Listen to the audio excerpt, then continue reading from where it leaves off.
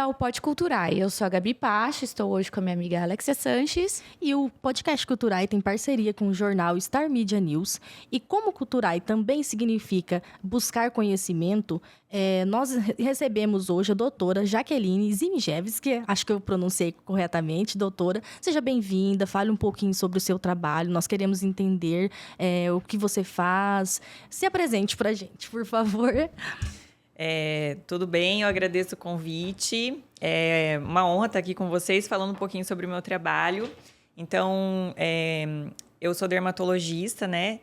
Atuo já como dermatologista há 13 anos, mas de uns anos para cá, o meu foco, a minha dedicação exclusiva é as doenças do cabelo e do couro cabeludo, né? Que hoje em dia o pessoal costuma dar o nome de tricologia para esse ramo aí da medicina. Então, hoje o meu foco é a tricologia. Apesar de ser dermatologista, eu atuo somente com as doenças do cabelo e do couro cabeludo. Perfeito. Jaqueline, seja bem-vinda também. A Alexia já falou. Eu quero também dizer que é mais que cultura tem a ver com cabelo, sim. Principalmente para nós, mulheres que somos brasileiras. A gente cultua muito cabelo, né? A gente valoriza muito. Você percebe que existe uma diferença cultural, assim, do Brasil para os outros lugares do mundo? Em relação ao cabelo, que a gente tem uma preocupação maior? O Brasil, ele está no topo do ranking dos cuidados estéticos de forma geral, né? E o cabelo, querendo ou não, faz parte da estética facial, né? Como a gente ouve muito por aí, o cabelo é a moldura do rosto. Então, antes o foco da estética era muito o embelezamento do rosto e hoje o cabelo passou a incluir esse embelezamento. A gente já como brasileiras, sempre cuidamos, investimos em produtos, né? Mas hoje as doenças também estão muito em voga, especialmente depois da era do Covid. Então, a gente tem uma dermatologia capilar antes e depois do Covid, uma vez que a principal sequela do Covid foi as alterações capilares. Então, deu um boom aí na procura pelos tratamentos não só estéticos, mas pelos tratamentos de melhora de qualidade de fio, de falhas no couro cabeludo, especialmente da queda de cabelo propriamente dita. E em relação, assim, tradições, práticas culturais, costumes, é uma pergunta até que pessoal mesmo que eu tenho, né? Nós fomos para os Emirados e lá eles não têm costume de lavar o cabelo para fazer o penteado. Você acha que, dependendo do país, tem algo a ver com cultura em relação a cabelo brasileiro? E você acha que o brasileiro cuida melhor do cabelo? A questão de lavar o cabelo com certa frequência. Porque em outros países eles ficam 1, 2 semanas, né? Depende. Lá eu não sei quanto tempo. Eu vou contar a história de uma amiga russa minha que eu trouxe pra cá, pra Campo Grande, inclusive. Mas a gente quer escutar a sua resposta primeiro, doutora.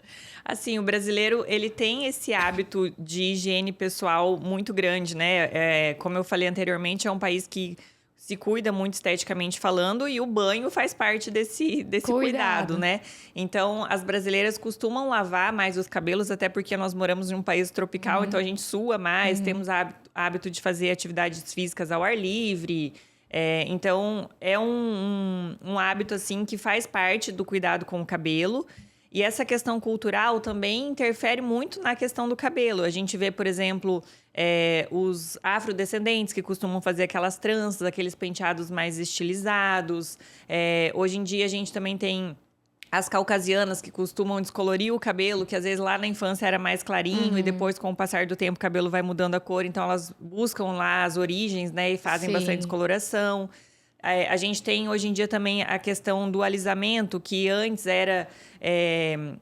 fazer alisamento era uma forma, muitas vezes, das mulheres se sentirem socialmente aceitáveis, né? Sim. E hoje em dia, graças a Deus, isso mudou, né? As mulheres têm feito muito essa questão da transição capilar, então aceitando o cabelo e sabendo lidar com o cabelo delas como realmente é, até porque a gente tem muito mais produto disponível, muito mais orientação em relação ao cuidado desse tipo de cabelo, então... o cabelo faz parte, claro, né, da sua identidade, independente de qual seja a sua cultura. E você sabe que o alisamento virou uma coisa tão popular, tão comum, que as mulheres pegaram isso pra si, acho que principalmente as brasileiras, de um modo que você já ter o cabelo alisado e acordar pela manhã com esse cabelo esticado é tão prático e ficou tão aceito. Não, já acordo com o cabelo arrumado. Mas realmente tem um malefício pro cabelo, até pra pele. esse Sim. tipo de alisamento? O alisamento, especialmente o alisamento com formol, ele é conhecido mundialmente como a técnica brasileira de alisamento do cabelo. Mas o formol, como alisante, ele foi proibido no Brasil desde 2005. Uma vez que o formol é uma substância altamente volátil, então, para funcionar como alisante, ela precisa ser submetida a altas fontes de temperatura. E, por ser uma substância volátil, submetida a altas fontes de temperatura, acaba que fica mais volátil ainda. E é uma substância sabidamente cancerígena, então, ela causa câncer respiratório, hematológico, linfático. Então, por esse motivo, foi proibido o uso no Brasil. Mas o jeitinho brasileiro acaba dando sempre um jeito, né, de retomar, às vezes, o uso desse tipo de alisante, uma vez que o alisamento com formol, ele é super prático, ele é rápido, ele é barato, não tem incompatibilidade com outras químicas, mas ele tem todo o dano, tanto cancerígeno quanto de dermatites e tal. Eu vejo que as mulheres que usam esse tipo de alisamento, eu também já usei, tô tentando ficar sem agora, tentando tirar do cabelo. Estamos sofrendo. Sofrendo muito, porque realmente demanda mais cuidados. Elas acabam perdendo também cabelo, né?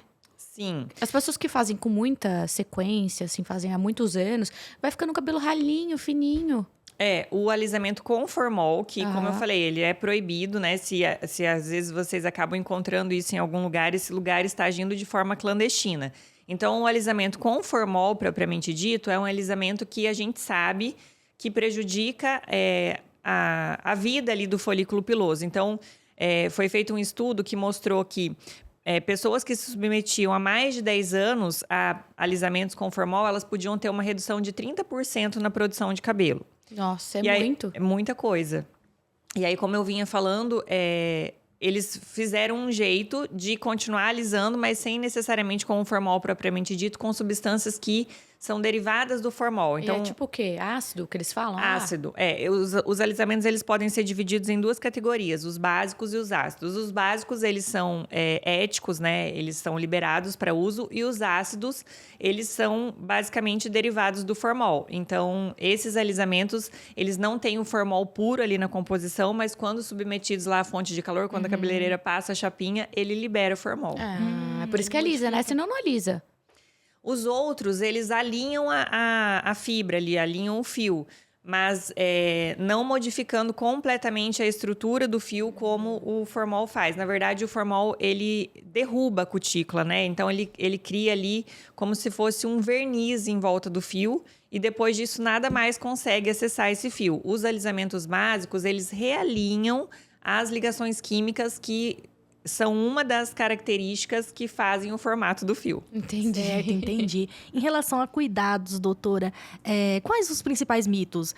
Água quente, o que pode, o que não pode, lavar todo dia. Tem muito mito envolvido em cuidado com o cabelo, né? Quantidade de shampoo. Tem muito mito mesmo.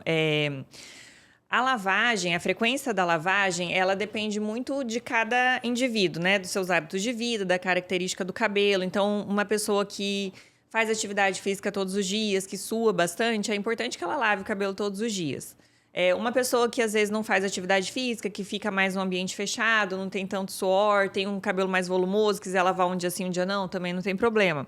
Uma pessoa, às vezes, com cabelo mais seco, que não faz atividade física ou que não consegue, pela própria rotina, lavar o cabelo todo dia, até pode lavar a cada 2 dias, mas a gente orienta a não passar de 2 dias sem lavar. Certo, entendeu. Eu gosto muito de produtos para cabelo, falando do meu gosto pessoal, mais natural, mais fitoterápico, mais com uma pegada orgânica. Você acha que é bom para o cabelo?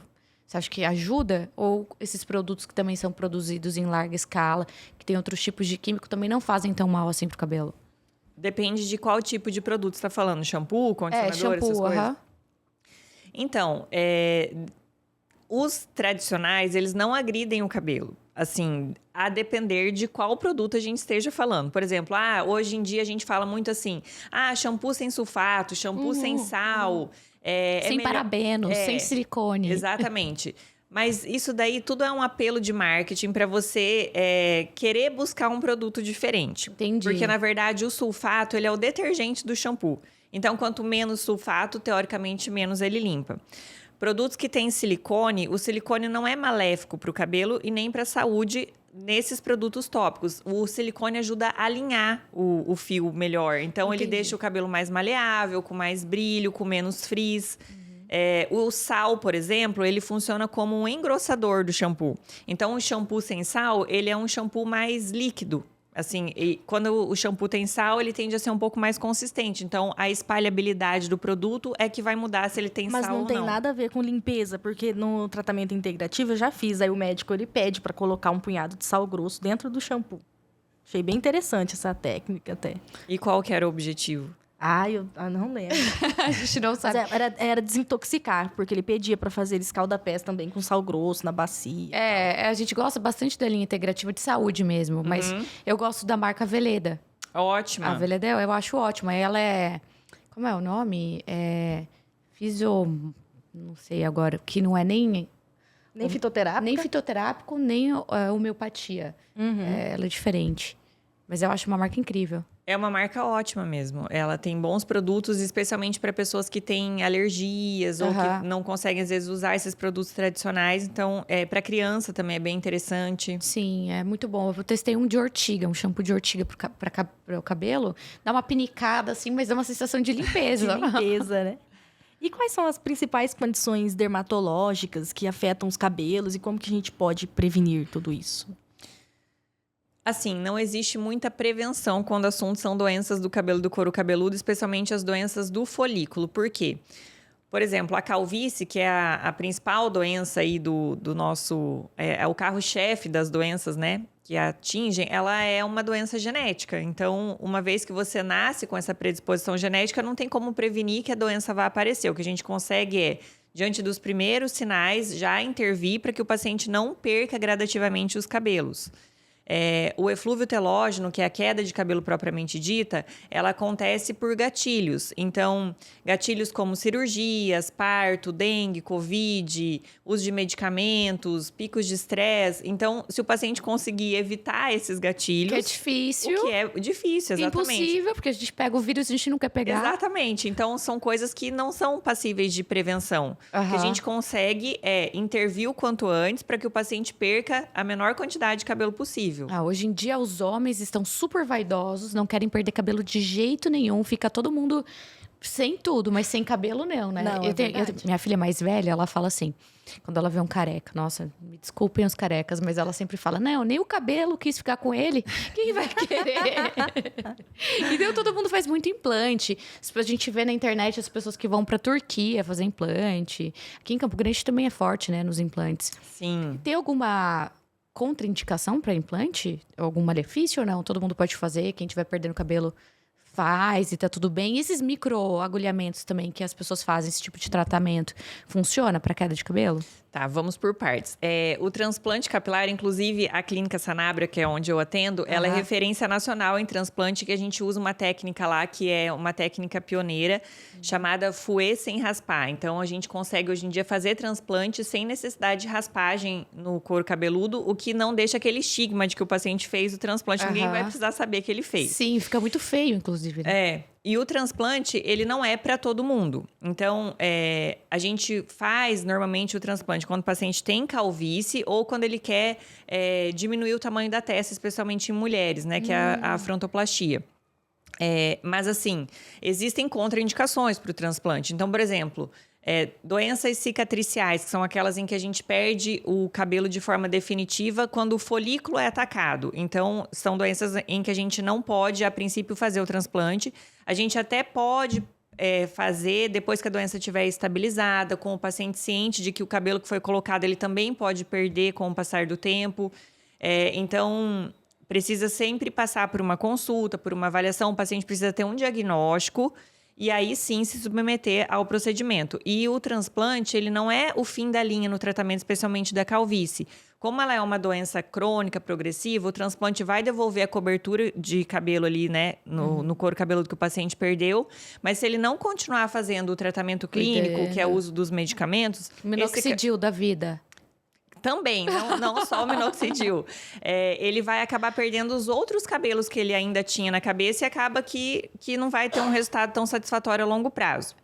Já falando em microagulhamento, o microagulhamento é uma das técnicas que a gente utiliza para os tratamentos clínicos e ele funciona muito bem, especialmente quando o paciente ainda tem o folículo viável. E para a gente saber disso, a gente precisa fazer a tricoscopia, que é esse exame de imagem do couro cabeludo para saber se o folículo é viável ou não a receber estímulos. Eu já vi um exame desse sendo feito, é muito legal. Dá pra ver certinho, o fio que tá mais fininho, o fio que tá mais grossinho, o que tá inflamado. Super interessante. E o agulhamento ativa a circulação, assim. Ele atua por vários efeitos, né? Um deles é fazer vasodilatação. E aí, toda vez que a gente tem vasodilatação no couro cabeludo, a gente consegue entregar mais nutrientes, mais oxigênio. Mas coloca remédio também, né? Aproveita o furinho que a agulha faz, coloca medicamento. Então, ele é um tratamento bem completo. Realmente funciona. Funciona bastante. Eu já vi resultados, assim, bem interessantes. Outra dúvida que eu tenho também. Cabelo branco de forma precoce. Eu até tenho. A Gabriela arranca meu cabelo. Eu arranco, vai ficar. Ela é muito jovem pra ter cabelo branco. Tem alguma condição além de genética? Alguma condição física, alguma condição de hábito, talvez estresse? A gente tem a genética, né, que é mandatória, mas a gente também tem a epigenética. A epigenética são os hábitos de vida.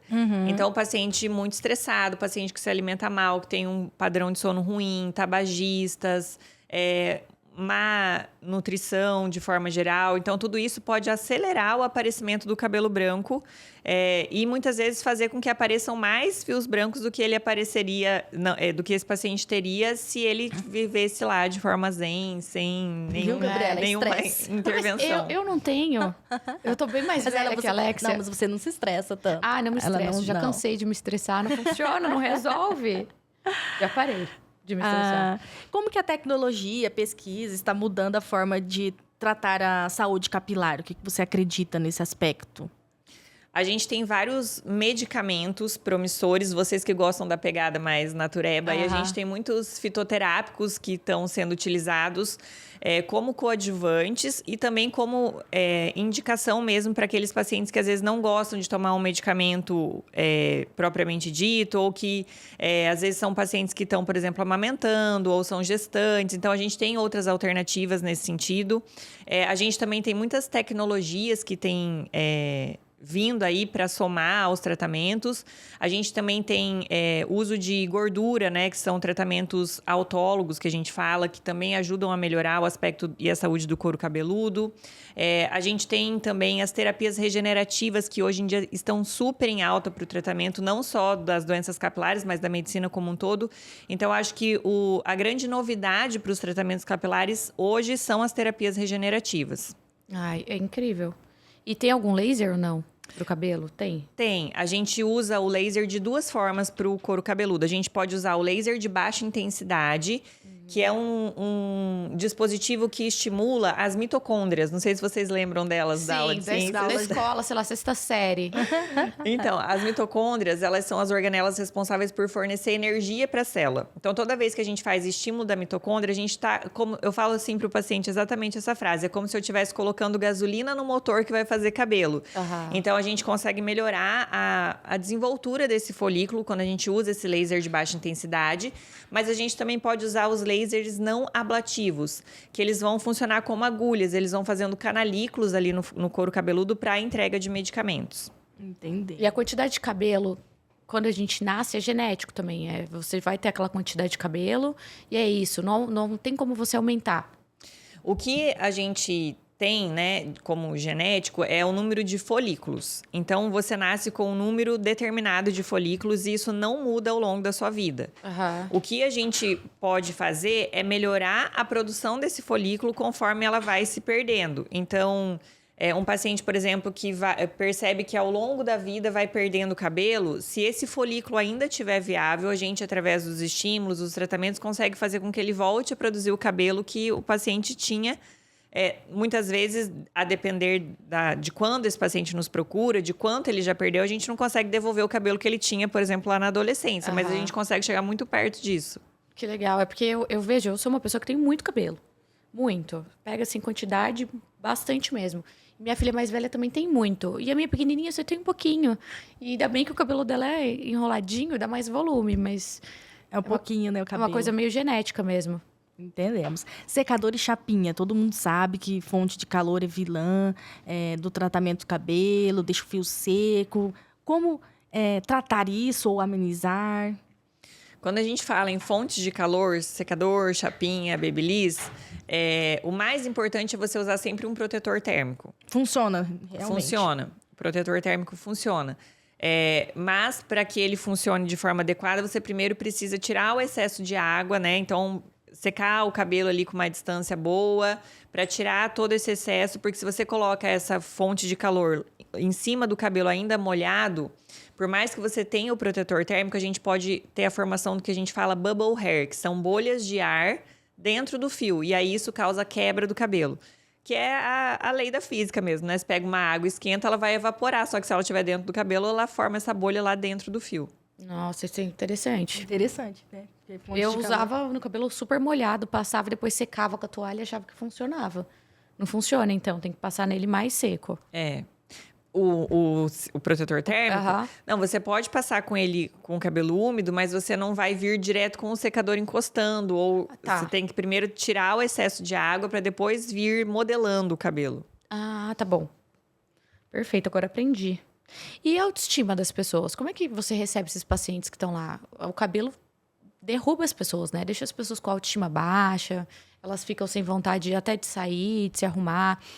Quando você devolve essa vitalidade pro cabelo, você sente que faz total diferença na vida delas. É muito gratificante quando o paciente volta, primeiro, falando que o cabelo parou de cair. Eu acho que isso já traz um alívio muito grande, porque por mais que a gente saiba que o cabelo ali é um tecido morto, digamos assim, né? Quando você vê o cabelo caindo pelo chão, é como se uma parte de você tivesse indo embora. Então, as pessoas que sofrem com queda de cabelo, elas ficam muito angustiadas, ficam, às vezes, não digo depressivas, mas assim, muito tristes mesmo com essa situação. E quando o cabelo para de cair, já é assim, uma grande felicidade. Aí quando a gente consegue devolver o cabelo que ela tinha, aí é muito gratificante. Eu acho que é aquela sensação de missão cumprida, assim. Então, é o que me motiva todos os dias e é o que me faz feliz, é conseguir devolver o cabelo para esses pacientes. É autoestima, né? Então, acaba lidando com a autoestima do E paciente. eu acho que aí, principalmente depois do Covid, né? Você atende muita gente pós-Covid? Hoje em dia, Especificamente? assim, não é mais a principal queixa do consultório, não é o pós-Covid. Claro que a gente, assim, eu costumo ver ainda muitos pacientes falando assim, olha, depois do Covid, meu cabelo nunca mais foi o mesmo. Então, vira e mexe, esse nome aparece ali nas consultas, mas hoje, como já, assim, o boom da epidemia já passou, e as infecções já são mais brandas, então a gente não vê tanto, assim, como uma queixa principal, mas muita gente teve os problemas capilares depois desse gatilho que foi o Covid. Ah, imagino. O dengue também, né? Deixa o Dengue cabelo. também. Dengue é um gatilho que causa muita queda de cabelo. Muita, né? mesmo. É um volume bem grande de queda. Mas é imediato, assim? Ou depois passa? Ou é gradual? Vai passando e vai caindo mais? E aí tem que tratar para, de fato, cessar a queda? Ou se não tratar, a inflamação continua? Os gatilhos, de forma geral, eles normalmente vão fazer o cabelo cair 2, 3 meses depois que ele aconteceu. Tá. Então, por exemplo, uma mulher teve bebê. Depois de 2, vamos dizer aí, 3 meses é o tempo mais esperado, né? Que o bebê nasce, o cabelo cai. Depois de uma infecção, 3 meses depois, o cabelo cai. Então, nunca é imediata a queda. A dengue, como você mencionou, é uma das causas, um dos gatilhos que faz o cabelo cair mais cedo do que o previsto. Então, normalmente, 2 meses, o paciente que teve dengue já pode sentir aí o fiozinho caindo um pouco A mais. diferença, né? Quando o paciente tem uma saúde boa, quando ele se alimenta bem, quando ele não tem nenhuma doença no couro cabeludo ali não diagnosticada ou começando a acontecer, esses gatilhos, eles funcionam de forma autolimitada. Então, o paciente perde o cabelo e ele vai recuperar. Isso é o que está no livro, né? Mas, assim, no dia a dia ali, na hora do vamos ver, no consultório, não é bem assim. Os pacientes percebem muitas vezes que o cabelo para de cair, mas às vezes ele não volta a crescer como o paciente gostaria. E aí que a gente precisa intervir e fazer esses estímulos no folículo piloso. Certo. Perfeito. Outra pergunta também que eu tenho bastante curiosidade é medicamento sem receita, igual o minoxidil, que popularizou até nas redes sociais, né? Os efeitos colaterais, que tem alguns vídeos mostrando bebês nascendo com pelos em lugares atípicos, tem a ver com esse tipo de medicamento, pessoas que não buscam um tratamento adequado e acaba tendo uma consequência futura, né? Até na própria prole. Sim. O minoxidil, ele popularizou e, assim, as pessoas às vezes acham que é como você tomar a gominha da blogueira lá, né? Que é uma coisinha de, não dá nada, todo mundo toma, não tem problema. Mas não é bem assim. Como ele é um medicamento, ele tem que ser utilizado sob indicação médica. Então, existem alguns critérios para a gente poder prescrever esse tipo de medicamento. Ele tem contraindicações. E essa questão dos bebês lobisomens, né, que a gente viu, o que acontece? O minoxidil, ele é um medicamento que a gente fala prolongador de fase anágena. O que é isso? Ele coloca todos os folículos em fase de crescimento. Os folículos viáveis, aqueles que o paciente já tinha, como a gente falou lá, os que nasceram com ele. Então, nesse caso do bebê lobisomem, por exemplo, o pai usava o minoxidil tópico e encostava no bebê. Como a pele do bebê é uma pele mais fina, absorve muito mais do que a nossa pele, o bebê estava estimulando todos os folículos a ficarem na fase de crescimento e por isso que nasceu o pelo em tudo quanto que era lugar. Não tinha nada a ver com o Vioral, né? Que tem o tópico, a loção, o Vioral, o comprimido, né? Que falam que o comprimido também faz mal, né? Mal não, mas ele precisa ser utilizado com indicação. Indicação, Ele faz muito bem, por sinal, quando bem indicado. Mas no caso do bebê lobisomem, era o pai que passava o tópico e tinha contato com o bebê. Aí, a partir do momento que você descontinua o uso, o pelo volta ao seu formato original, que seria aquela lanugem do bebê normal. Mas então, para quem toma minoxidil, tem que tomar o resto da vida? Depende. Depende muito de Depende caso, de qual é o seu diagnóstico. Se você... Eu falo pra homem, principalmente, que eu vejo mais homens tomando minoxidil do que mulheres. Acho que homem, quando ele toma, ele faz cuidado com o cabelo, ele tem medo de ficar careca, mais medo do que as mulheres. E acaba tomando e tem que fazer o uso contínuo.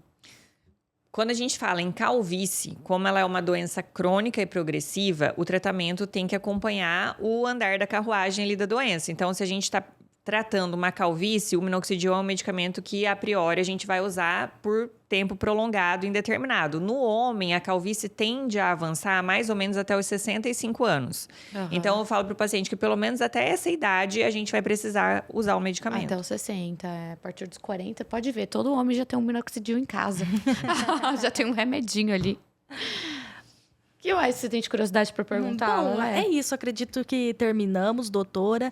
Agora, deixar um espaço para ela, para deixar suas redes sociais, seu contato, alguma mensagem para quem está nos assistindo, para os espectadores do podcast Culturai e para todo mundo que acompanha pelo jornal Star Media News.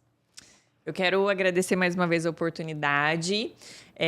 Para quem quiser me seguir aí nas redes sociais, o meu Instagram é @dermato.jaqueline. Lá tem os contatos, né, para marcar consulta, para fazer agendamentos. Eu costumo postar bastante sempre essas curiosidades, esses mitos, né, esses acompanhamentos de tratamento, de antes e depois. E, assim, o que eu costumo falar sempre é: tempo é cabelo. Então, a partir do momento que o paciente começa a perceber que o cabelo tá diferente, que o rabo de cavalo tá ficando mais fino, que o couro cabeludo tá mais aparente ali quando molha diante do espelho, é hora de procurar. Ou até mesmo se você tem, às vezes, um desconforto, uma dor no couro cabeludo, uma coceira que não passa, aquela caspa que você fica usando shampoo e anticaspa e nada resolve. Então, é sempre bom ligar um alerta ali e procurar um atendimento especializado, porque o mais importante é a gente ter um diagnóstico e trabalhar de forma precoce em cima do seu diagnóstico. Não necessariamente vai ser um problema que vai ser tratado para sempre, mas quanto antes a gente intervir, menos cabelo o paciente vai perder. Perfeito. Incrível. Um prazer conhecer você, doutora. Obrigada por ter vindo no nosso podcast, compartilhado um pouquinho da cultura do cabelo. Saber que aqui no estado a gente tem profissionais tão capacitados assim.